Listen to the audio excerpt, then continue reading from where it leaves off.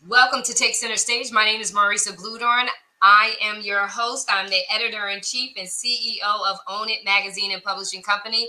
I am super excited today to have with me some women who have served us in so many capacities. And the main thing is in the military, our women veterans.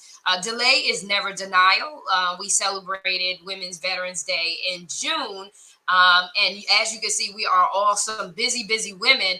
And we are following up with this interview with some amazing, incredible women that I know front and center, up close front and center. And I'm going to bring them with me to take center stage and own it tonight. Jennifer Foxworthy, Dr. Madeline Ann Lewis, Michelin Big Man is in the house. Woo!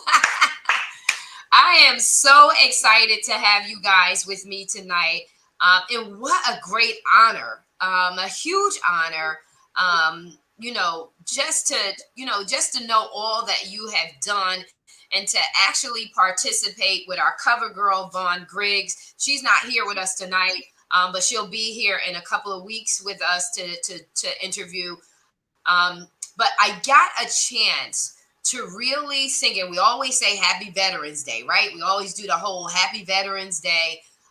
But the women, to take the time to realize and recognize our women in the military and all that they go through, the challenges, the challenges, the triumphs, the victories, and how they really serve. And I was able to participate in Vaughn Gray's visionary anthology, Her War Too, and it gave me an opportunity to see, not just to hear, but to read about the challenges our women face in the military. And so this is all about honoring you, being thankful for your service, you laying down your life in so many different ways to serve us and also to make an impact on our country. And so without further ado, I want you to take a couple of minutes to introduce, let our audience know who you are. We'll start with Jennifer Foxworthy. Let them know who you are, what the branch of service, and share a little bit about yourself. Hello, everyone. Thank you, Mari, for this opportunity. My name is Jennifer Foxworthy. I am a retired Navy veteran, served our great country for 21.7 years. And yes, I count for each and every day. It was fruitful. It had its challenges, but praise God. I now have my retirement and I am a entrepreneur. I'm the founder and CEO of Inspirationally Speaking LLC, where I'm a motivational speaker and published author, as well as a nonprofit organization called Unstoppable You Ministries, where we provide services to populations of domestic violence, human trafficking, and homelessness. Oh, awesome. I love Unstoppable You Ministries. Your conferences are amazing, incredible, and life-changing. I was able to, honored to be a speaker. I'm also a lifetime supporter. Love the work that you're doing. And we're going to get into that. And so, Dr. Madeline Ann Lewis, talk to us. Introduce yourself. Well, I'm Dr. Madeline Ann Lewis, and I am a retired Army veteran, served in the military for 22 years. Oh my God. I'm also the president and CEO of the Executive Women's Success Institute, where I help women that are trying to get into upper management or executive level positions. And if you are a female veteran, transitioning out of the military into business entrepreneurship, then I also work with female veterans also. I am a trainer, an author, international best-selling author, an international TEDx speaker, and I am a financial facilitator and business consultant. So that is me. Good to be here with you ladies. Thank you, Marissa, for inviting me on to talk about my experiences. Yes. Michelin Big Man, come on, talk to us about you and share with the audience about what branches of service you are in. Hello, my name is Micheline Big Man. I'm a member of the Apsalagan Nation, also known as the Crow Tribe of Montana. I am a United States Army veteran, retired. after 2 decades. I um, I currently work for Department of Interior under the Bureau of Indian Affairs. I am a nonprofit. I mean, I am the president and founder of the Native American Women Warriors, which is a two-part, a nonprofit and a color guard. We are recognized as the first all-female Native American color guard. We've worked with, we've done advocacy work. Our first initial program will be the transitioning of those that are actually leaving the military and preparing for um, the private sector or jobs as far as that. And then we also do emergency funding. We've done one youth scholarship. So a lot of our ladies are reaching out to the communities, and like I said, we're our biggest thing is we're known for our color guards. So if you look up Native American Women Warriors, we're all over the place. And Yes, we are yes, it I is. am so honored to be here.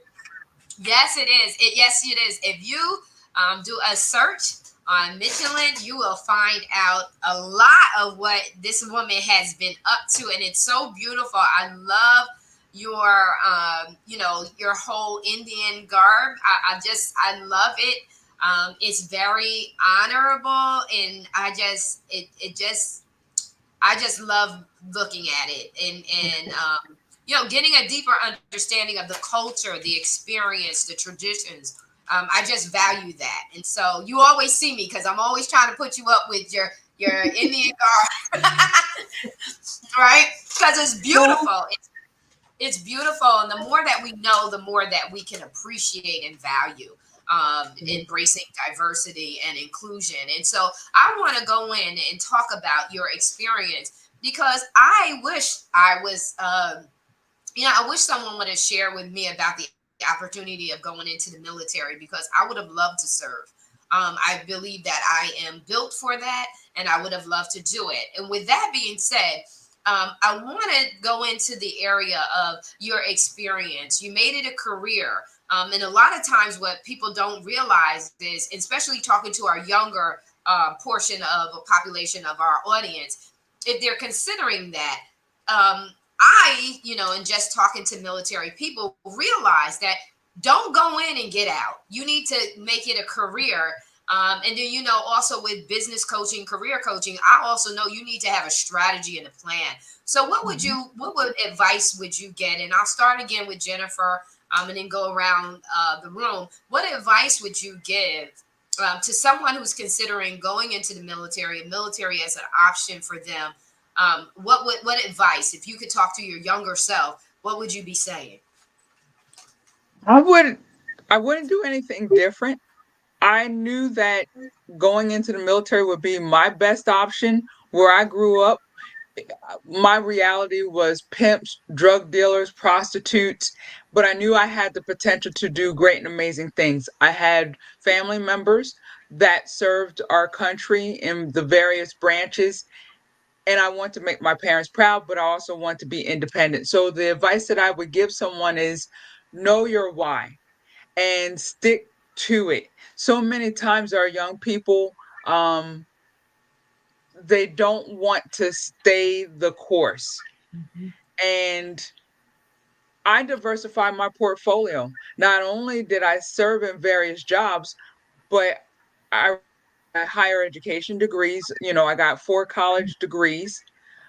I traveled around the country to over 27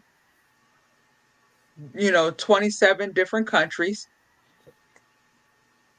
I'm not sure what happened there, but Yes. traveled to different countries. I traveled around the United States. I've been to 49 out of the 50 states. Mhm. So know your why. I want to have that adventure. And now I am experiencing the fruit of that labor. Now I'm retired and I have those veteran benefits. So it's a matter of knowing the why and staying the course. That's the advice that I would give. Madeline, you're up. What advice would you give someone entering in? Well, let me just say, when I went into the military, it was not, now my father was a Marine, but I did not go into the military because of him. I went into the military because I had a scholarship for college, And my first year in college, I'm off on my own, doing my own thing. So I lost that scholarship because I didn't do what I needed to do. And when I went home and told my mom, hey, I don't have a scholarship anymore. She said, she looked at me and she said, well, you have 6 months. She said, because you are going to college and you are going to finish. She said, so you have 6 months to figure out how you're going to pay for it. And Mm. with that, I'm thinking, oh, wow, what am I going to do? Because I'm thinking mom's going to kick in and, well, she was like, no. And I thought about a girlfriend of mine. We had graduated out of high school at the same time. And right out of high school, she went into the military. And she used to send me letters about how she had been assigned to Spain and she was having all this fun. And I thought, wow, I know what I'm going to do. I'm going to sign up for the military and then I can get assigned to Spain. And, and I can be with her and I can have a lot of fun. Well, guess what? I signed up for the military thinking, hey, I was going to be going to Spain. Well, the closest I got to Spain was when we were heading to Germany and they had to stop in Spain to refuel the plane when we never got off the plane.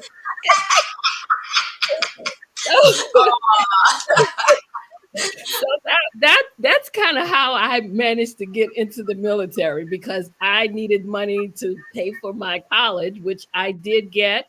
I got my bachelor's, my master's, and doctorate degree, all of that. And as Jennifer said, I was able to travel all around the country. I mean, this is something that probably never would have happened had I not joined the military. So I would also say the same thing. Know your why. Know why you're going in. I went in because I wanted the money for school. Great place to go. They pay for you to go to school. You could get a great education. You learn great things in the military. And so I would also say know your why, but also know that it's not going to be a piece of cake. I mean, when I went into the military as a female, you can't be all cutesy because that's not the military. So just know when you go into the military, it's a whole different discipline, a whole nother discipline. And but you will learn things. You will learn how to me, you learn the respect of people. And I think that's what I learned. I mean, the yes ma'am, yes sir that you don't hear a lot of times from the young people today, that's a must when you're in the military. So I would also say just know why you're going and know that once you get there, it's you having to really follow authority. So if you know that you're one of those people that can be told when to go to bed, when to get up, when to eat, when not to eat, then the military may not be for you. So know your, like she said, know your why, know the reason why you're going into the military. If it's for college benefits, if it's just to because you need to get away from home or what have you, be independent, know those reasons why you're going in. Yeah, that's very important. Understanding order and why it's important to have order. That's very good. Michelin, you're up. Yeah, Dr. Lewis. I was like, I did college the first time, but I kind of got caught up in the college scene. So yeah, when I lost my funding, I was like, okay, so what am I gonna do now? So, and then at that time, my mom had moved back to the reservation. On the reservation, there's not much, not much to offer. There's like 90% unemployment. Substance abuse is bad. I was in a bad domestic relationship. So actually, when I was gonna join, I was trying to join the Marines because I was like, that was my heart, but they told me I had to wait a year, and I was like, I need to get out of here now. And in my mind, it was like, I think it wasn't so much the why. It was like I need to hurry up, and if I'm going to be a statistic, I wanted to be a positive statistic, especially as a Native American, because the poverty rate on the reservations is very, very high. So I was like, wow, I'm gonna. I when I went to the Marine recruiter and they said I had to wait a year, I said no, I need to leave now. And he goes, well, if you want to leave now, join the Army. I'm like, okay. Went right next door and I told the recruiter, you don't have to buy me lunch, you don't have to buy me dinner. How soon can you get me out of here? Wow. 3 days later, I raised my right hand and was prepared to leave. And I Wow. think my mind was just to get out of there, because of the fact that I had made some bad choices. What I appreciate about the military is the fact that it teaches you that discipline, that self Yes. encouragement, that self building up that self, and learning who you are as an individual. Yeah. Um, I'm always one about challenges, so I joined the military as a diesel mechanic. So I ended up in a lot of combat arms because my last name is Big Man, and they thought I was a guy. So I was in artillery and combat engineers and Wow. supporting the infantry units. So um, I was so used to it. It was hard for me to be around females because I was, with the guys, it was like we had this strong bond. And I have to honestly say, being a woman in the military, you do have to prove yourself 3 times as hard. If it's not, Absolutely. if it's not in your skill, it's in your physical fitness. Um, and I mean, just even when you become a leader, once you hit that leadership role, all Hmm. eyes are on you. But I was one. I'm like, like I tell myself, if I'm going to be a statistic, I'm going to be a good statistic. My Right. intention was just to get my college money and then go back to school because I played violin and viola for years, and I was trying to get back Oh, into my music.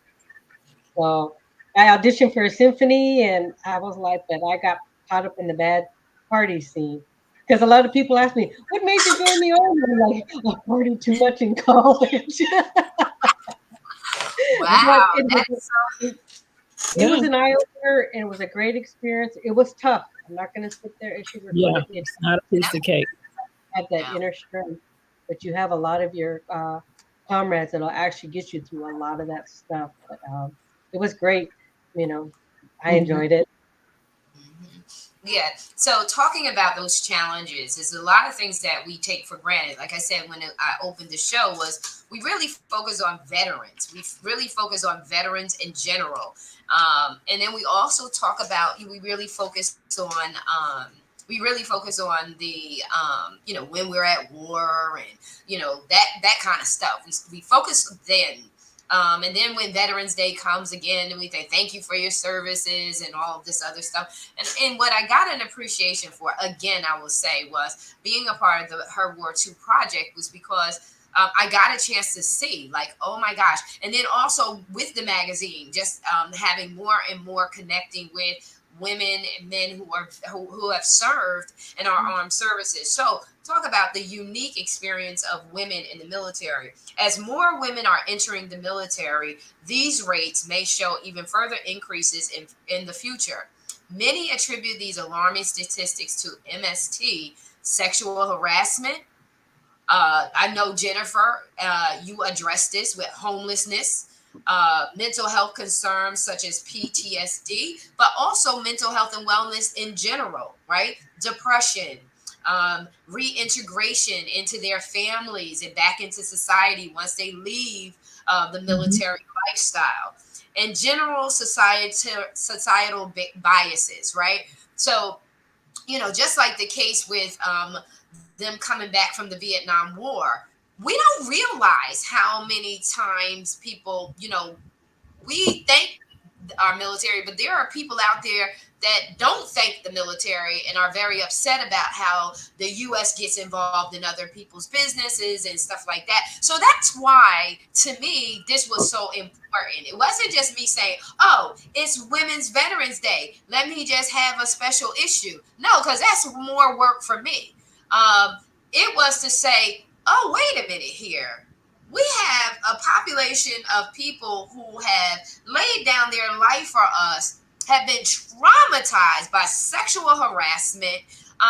Even here, I can hear an undertone here, Dominican Republic, because it's a male dominated culture, right? So you hear the undertone of the aggressive speech. And with my personality, I come back. It's like, it's just me. But that still puts you in a place where you're outside of your normal character. You have to now, like Michelin, you talked about being in the where you're on the more rougher side, dealing with the the That's true. artillery, right? You're dealing with the stronger part of and the more weapon engagement side of it. Um, some women are wired to do that. They're wired to do that. But still, when you have to combat, when you have to, come up and defend and speak aggressively back, even if you're wired, I'm wired. Like, we don't want to do that. Why do we have to do that? So for me, it actually, having this conversation and bringing, more exposure or more visibility to you guys, it was more and more important to me to have the conversation. So the general public can really get an opportunity to say, whoa, wait a minute. Let's not just say, thank you for your service. Let's go deep and say, really, thank you, because you didn't have to do that and all that you go through. So, Jennifer, it must have been heavy on your heart, your experience, because all that what you do today speaks to the homelessness, exactly what the military women coming out of service and transitioning back into the general public is what they face, and that's exactly what Unstoppable You is all about. And so talk to us a little bit about your experience in that area and how it compelled you to do the work that you're doing today. So I experienced domestic violence while serving active duty, and it was at the hands of another service member, a boyfriend that I was with for 5.5 years. And I tell people when I'm interviewed and also in my book that because I was in an elite group in the Navy, a naval air crewman, where I was flying on the airplane, fixing electronics, flying with the crew, I'm many times the only woman in the airplane and the only minority in the airplane. So that brought on its own challenges. And I tell people that I was facing a war on three different fronts. I was facing a personal war where I was sleeping with the enemy, but didn't know to identify him as such. Because in the military, they break you down, they build you back up, and the enemy acts and does such and such, and it's in another country, and you're defending democracy and freedom around the world. But what they don't tell you that even in the armed forces, as active duty or reserve or however you're serving, you too can be a victim and deal with an enemy on a personal side. And that's where the challenge is. We treat domestic violence like a dirty little secret. My second war was trying to fit in where I clearly wasn't accepted right away. And that was professional bullying, abuse by my leadership. You know, they're so used to having the airplane to themselves.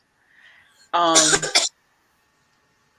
but now you're dealing with a brown, bubbly, looking woman, and you're having to alter their behavior. And then also a worldly type of war, because I flew combat missions in three different wars: Kosovo, Afghanistan, and Iraq. But because of my elite training, I was better prepared to be a prisoner of war than to deal with domestic violence. So I think we need to be transparent. And they're doing all that they can in the military to address these issues as far as military sexual assault, domestic violence.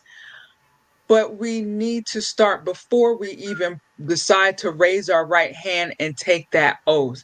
It starts in the home. It starts in our schools, our communities. It starts in these type of sessions of awareness. And so I would just encourage anyone who's in military is temporary. You're not going to be in there forever. Right. So it's like plan that escape route.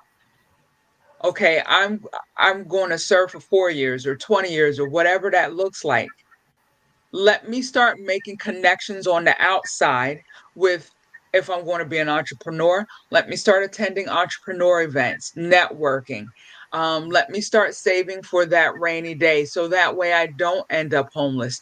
Let me start looking at other resources to help me along so I can transition smoothly. And if I have any disabilities, let me annotate them accordingly so that way that part is smooth. But again, it's just so much going on that we are not getting all of this, and it just goes by the wayside. So that's what I would encourage anyone is realize it's a great career, but it's not forever. At some point you will transition back to being a civilian, and help yourself get prepared. Right, right. And just like you said too, before you raise your hand, um, be prepared that it's not going to be just an easy journey, but it doesn't mean that you don't have to take it. So this is not to say, oh, let's scare you into don't do it. No, you need to do it. The more women are in, the more that we are showing ourselves present and strong, the more we can address these numbers and work on getting them to come down in the right direction. So, Madeline, your thoughts on the homelessness, the mental health concerns, reintegration. You shared earlier in regards to what you do as an entrepreneur and helping women to kind of transition and re-enter, etc. So share your thoughts. Well, I have to say my experience when I was in the military was a little different. Luckily, I have to say, even though I was in a lot of male dominated units, civil affairs, transportation, different things like that. And I was even attached to the 82nd Airborne units, which you know, lots of males. So, but what I encountered a lot was the fact that the females, there weren't a lot of females that would help other females. And that is one of the reasons why I started doing what I do and why I also will help females coming out of the military. Because I have females when I started getting promoted, because I went all the way up to the rank of sergeant major before I retired. Um, and I have females wanting to know how was I able to do that, especially being in some of those units that I was in.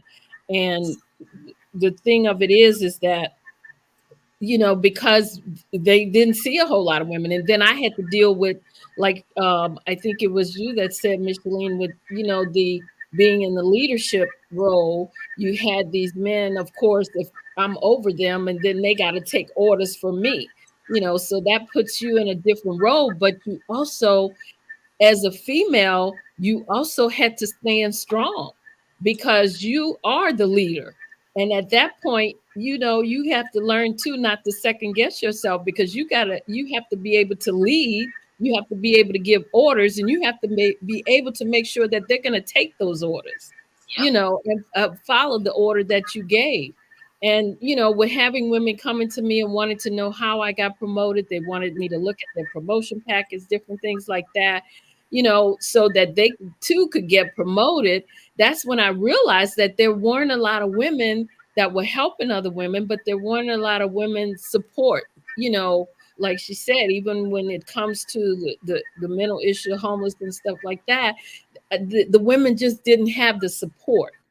And that's the part that I saw, not so much on as you saw, being in the units in different areas that you were in.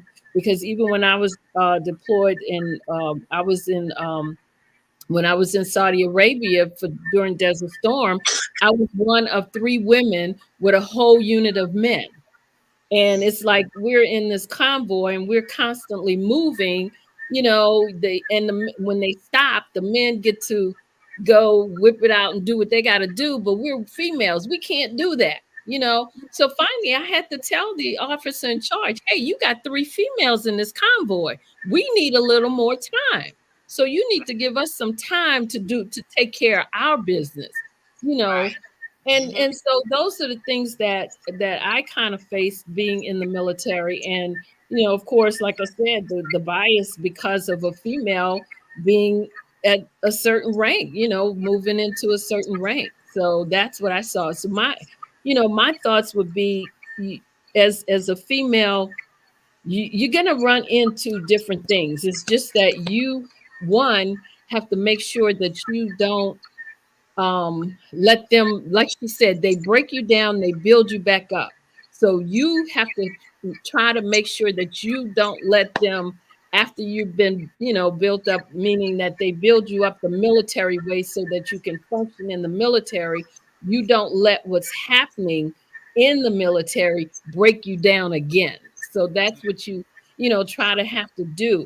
And the thing about it is, if there's something that's coming down that's not right, that you find yourself in a situation that needs to be addressed, then make sure that you address it.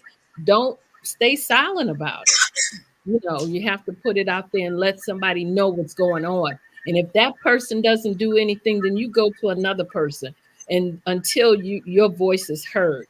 Because a lot of times things will happen, and the female might not say anything, and that's another thing that you might run into. But I was just, I guess, on a different end of it from what you were, Jennifer, and in the things that I experienced in the Army. Yeah.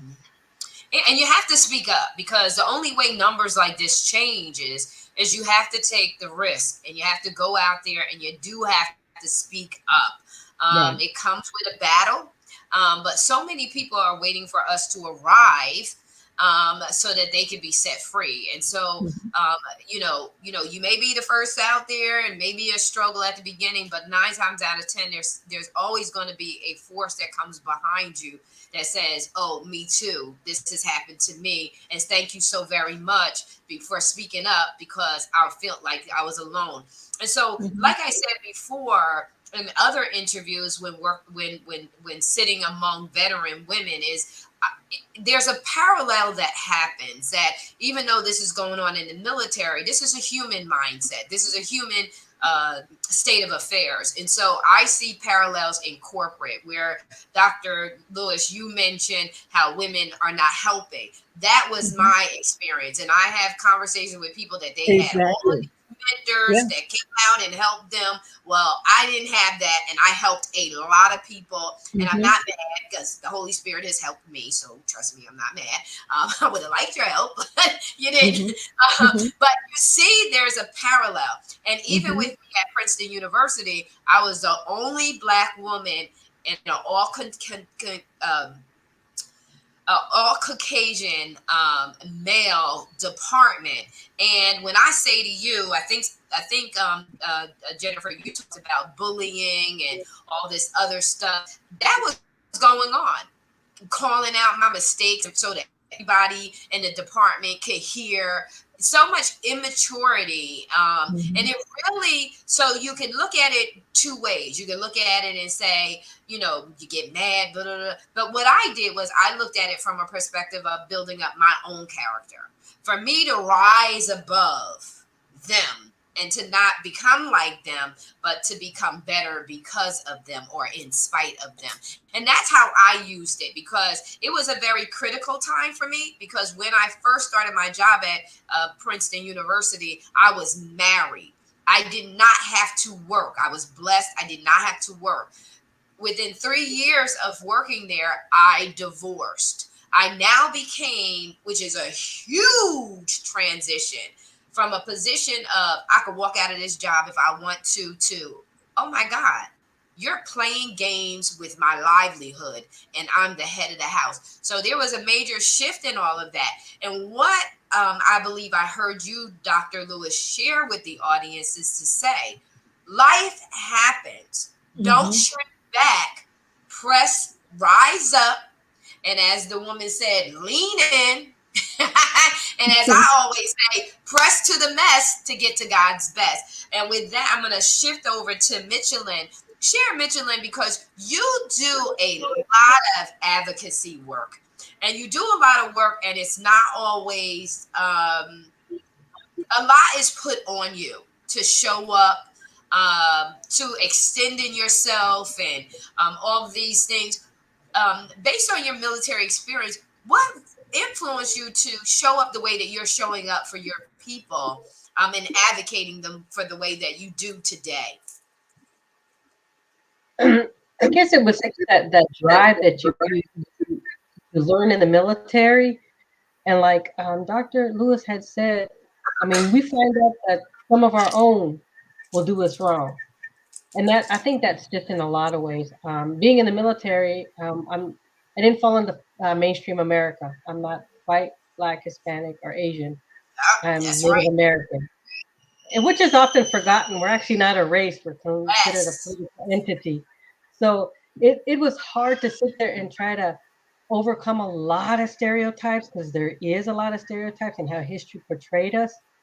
But what I try to do is encourage the kids. I'm like, never forget where you came from. Always be proud, because we are descendants of warriors and we're descendants of many chiefs and leaders. So you bring that out of you. But it's going to take some time, because I have to honestly say it took me time to get to where I was able to speak up. I was able to stand firm. And a lot of times I would always tell my soldiers, I'm like, when you go to fight your fight, make sure you have all your ducks in a row. We always say. Um, Yes. Regulations. There was there was a time when it seemed like that's all you knew. You could say the chapter, the paragraph, the regulation, and everything. And that was one of the things I think that was my biggest um, help in regards to facing some of these um, um, obstacles. But when it comes to like the Native Americans, one thing is when a lot of them do get out of the military and they go back home to the reservation, there's not much. So what I do is I try to I reach out to and do a lot of networking and trying to find the resources. And I even when I was sitting across the table from the VA, I was like, okay, my thing is you have a lot of these programs, but when you're a Native American and you're in rural on the reservation, you don't have the transportation to get to the clinics. You don't have the transportation to get to some of the resources. Some of them, they were kind of like pushed out, was not giving any education in regards to the benefits. I said, what is it that we need to do? What is it I need to do in regards to make sure that the Native American veterans are know what their I guess you could say uh, have and can get to. Is it a long road because of the fact that there's almost 600 federally recognized tribes. So I'm like, Mm. how am I gonna reach these people? And then even the ladies, I have some ladies in our organization that have dealt with it. We have PTSD. I'm a survivor of MST. It happened to me when I was in a trade off school. So there's a lot that we have to carry on our shoulders. It's tough sometimes, but one thing I try to do is try to be encouraging. If anything, be encouraging and reach out. Even within my own organization, I'm constantly checking on on the members. I'm checking on their families. You know, hey, how's everything going? What do you need for me to do? And sometimes they just need to know that. And a lot of Mhm. times, my resources are limited, but I find the resources for those that need the help because I'm small. My organization is really small, so I'm like, okay, I'll reach out to VA or somebody in VA. Hey, I have this young veteran lady. She's homeless. What is it we can do? So we find those programs for them, and then we also reach out to our youth. They have me talk to a lot of the youth in regards to some of the things that they I always tell them, encourage, life is all about choices. But the thing of it is, what choice are you going to be? How are you going to prepare yourself outside of high school or outside of the reservation? What is it you want to be? And even if you join the military, find a skill that you can use when you come out of the military. Right. And then, like a lot of us say, maybe you might not learn it in that first term. Maybe it may take two terms. And then that's where you have to build that tough skin. Because I'm not gonna lie, I'm one of those. You give me that mean look, I fall. I have like I'm gonna step away and I'll be right back because I have to pull myself back together. Because I'm one of Yep. those. I'm either I'm ready to fight or I'm ready to cry. So sometimes I have to step away. I'm like, okay. I'll be right back because I have to pull myself together because it's Yeah. tough. I'm not going to sit there and say there are times when I was like, why am I still serving? Is it even worth it? Will I even making a difference? I'm not given the chance to make that next promotion. I would wear a lot of hats, but it was nothing that would get me to that next promotion. And when I seen how the promotion was going, finally I was like, it's time for me to go. It was a bittersweet.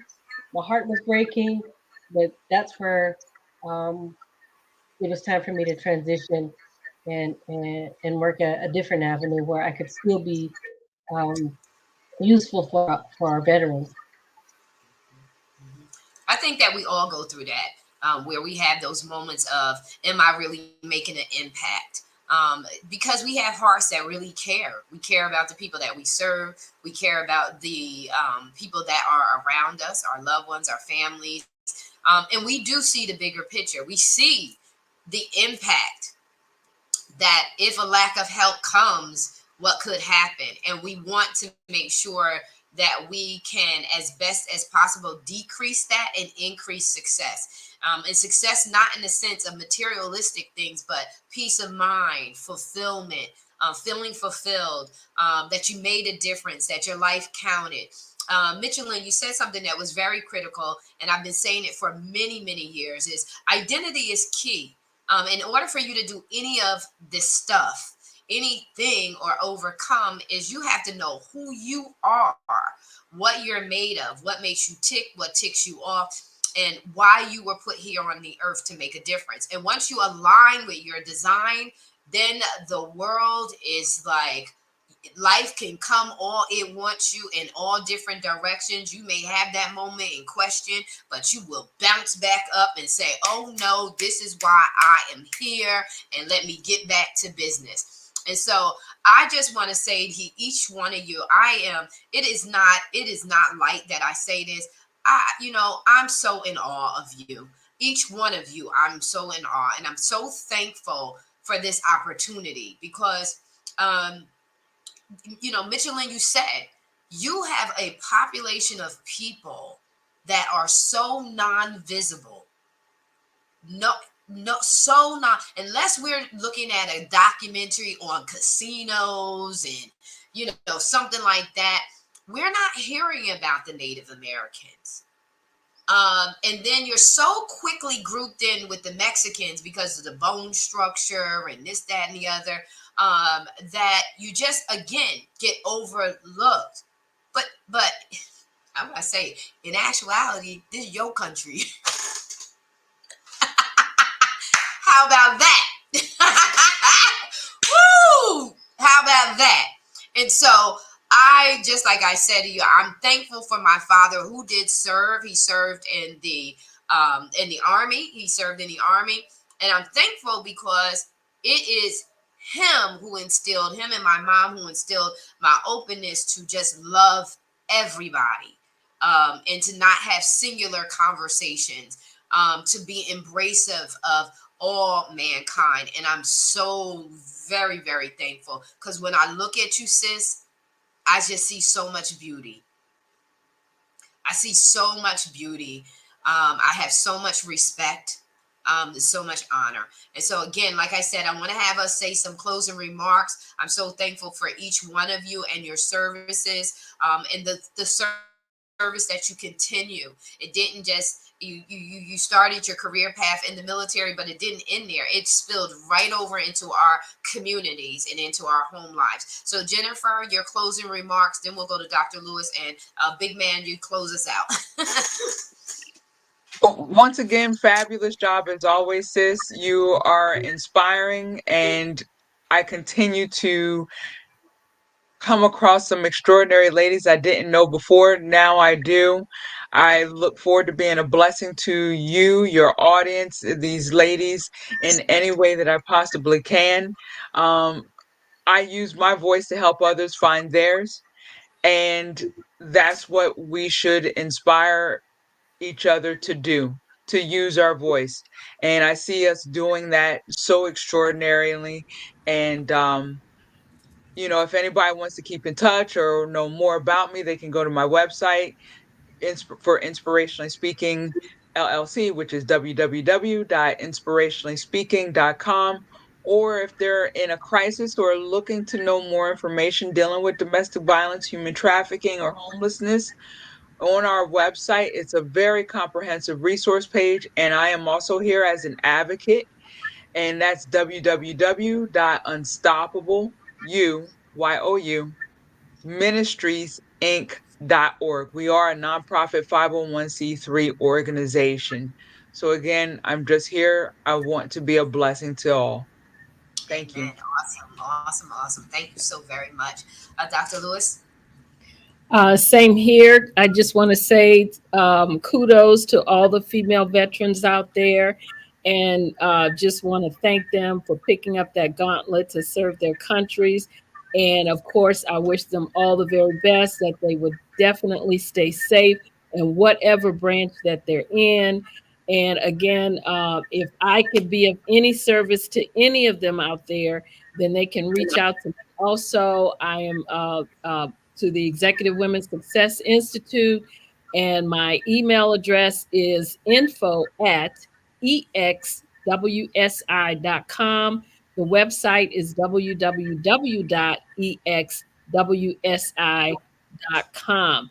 And I will also just leave them with this one thing that I really believe in: as women, when we show up, we will rise up. And that's what I believe. And I thank all the ladies on here. It was great to meet both of you. Thanking you again, Marissa, for having this platform for us today. Awesome. Big man. Yes, again, this was truly momental time for me to be here and to meet such extraordinary women. Like I say, we're sister at arms. We're a different part of it. We're a family that's not blood, but was willing to give up. We were willing to, take that challenge. To all of those that are out there, Native American Warriors, we're always recruiting. So if you go to nawwassociation.com, we do have a Facebook, we have an Instagram, we have a website. We're growing fast. Again, to all of those veteran ladies out there, thank you for your service. Thank you for your heart. Thank you for your love. And thank you for your strength. So I just want to thank all of you for this time that I was able to be here. So thank you. Awesome. So we're just going to do a quick thank you to our audience who chimed in. They want to say thank you for your service. So thank you, Tiffany, for chiming in today. Thank you, Faye, for chiming in today. Truly appreciate you. Thank you, Rochelle, for chiming in. And she thanks you for your services. Sam thanks you. She loved our conversation. She had a few posts on throughout our show today. And Natasha, Dr. Natasha Pallard, thank you for chiming in. Ladies and gentlemen, we're thanking you so very much. We'll be back, I believe it's August 21st, to have our next round of women veterans. Ladies, you are welcome to come back and join in with your other sisters so that you get to know more of them. You're welcome to come back and join in this discussion. You know, my discussions are never the exact same. So we'll be hitting on some different things. So don't count it robbery to feel like, oh, I was already on. We'll end up having something totally different conversation. And I'm just hitting on some because we all have unique stories. We all have lessons learned and words of wisdom to give and to share. And so thank you so very much, audience. We love you. Have a blessed week. It's Sunday night. Rest. Enjoy. Thank you so much. We're out.